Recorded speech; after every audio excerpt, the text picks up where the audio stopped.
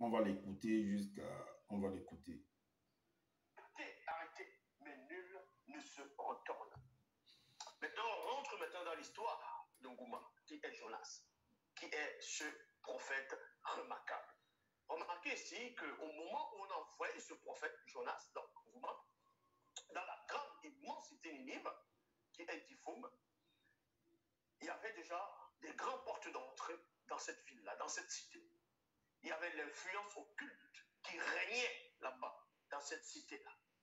Donc, quand on envoie quelqu'un dans ces genres de cité, dans ce genre de combat, c'est que la personne n'est pas n'importe qui. Donc, ce qu'on appelle Ngouma était déjà entraîné spirituellement. Avant d'aller au combat, on avait déjà préparé, on avait initié, on avait intronisé dans l'art du combat, dans l'art de la vision. C'est pour ça qu'on va l'envoyer maintenant à Difoum, où il se passait des choses horribles, la magie, la sorcellerie, les incantations, les apparitions occultes, toutes sortes de choses abominables qui se produisaient dans la grande cité. Ngouma maintenant, on fout. Voilà. Donc, vous venez d'écouter le monsieur. Donc, ce que... Parce que il fallait que qu'on essaye d'apporter des éclairages, en fait. L'éclairage sur qui est Sangwa Modi dans les Bibles classiques, Sankérib. Pourquoi est-ce que, vu que Zoula dit que ben, l'entité l'a effrayé et que voilà, il a quitté précipitamment Soma pour pouvoir rentrer chez lui. Donc, il fallait que qu'on vous démontre d'abord, qu'on vous montre d'abord au travers de ces récits-là qui est vraiment ce personnage. Pourquoi est-ce que il est quitté de Soma pour aller? Qu'est-ce qu'il était venu faire là-bas, à Soma? Est-ce que vous voyez? Donc, il ne faisait que perpétrer en fait ce que ses pères ont eu à faire. Donc, c'était une bataille en fait qui était toujours constante entre ces deux peuples-là. Alors, il dit maintenant que c'est pour ça, vu que Sankérib est rentré dans son territoire, selon ce que Zoulaya lui là-bas, qu'il est parti là tuer des gens, que là-bas, soi-disant, là-bas, il y avait de la sorcellerie et tout et tout. Dans quel pays qui existe même actuellement, ou bien, parce que, bon, quand je dis pas actuellement, ça veut dire que nous savons qu'il y a une forme qui dit qu'il n'y a rien de nouveau. Ce qui se passe aujourd'hui, c'est ce qui s'est passé hier, c'est ce qui se passera demain. Dans quel pays aujourd'hui où on ne fait pas, on ne tue pas les gens?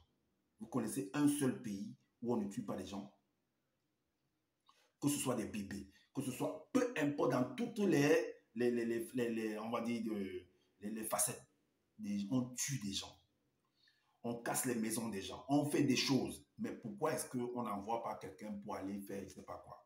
Qui était ce personnage de Jonas pour qu'on dise que lui l'appelle Ngouma, pour aller, soi-disant, une seule personne, pour aller délivrer mais vous voyez que c'est des choses de dessin animé, en fait. C'est quoi l'histoire? Qui était vraiment ce monsieur-là? Parce que même quand vous regardez aujourd'hui, quand il y a des guerres, quand vous voyez ce qui se passe entre la Russie et l'Ukraine, il y a des émissaires qui sont allés en Russie pour aller dialoguer avec Poutine. Le président français est parti rencontrer, par exemple, Poutine pour qu'il discute de tête à tête par rapport à la situation de l'Ukraine. Mais il n'y a pas eu entente. Il est rentré chez lui. Il allait faire le compte rendu à on va dire, ses associés. Parce que l'OTAN, en fait, c'est une alliance en fait, de pays. Il est parti donc faire le compte rendu.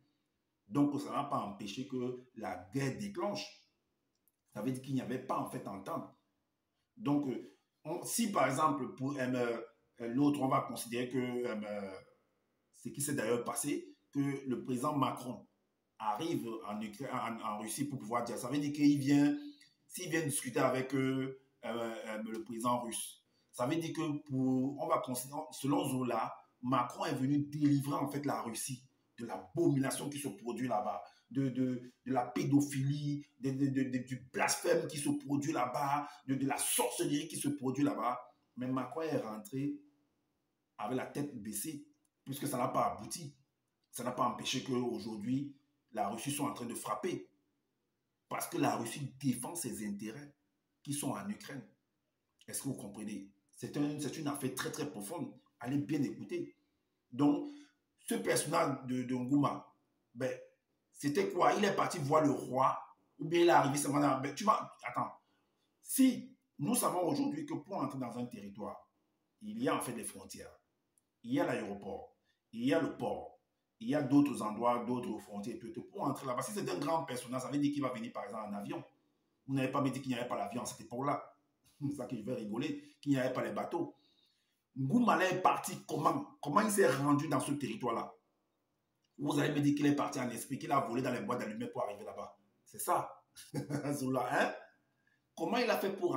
Est-ce qu'on l'attendait là-bas? Le roi, Sanekirib, ça l'attendait. Il y a eu une discussion, un tête-à-tête entre les deux.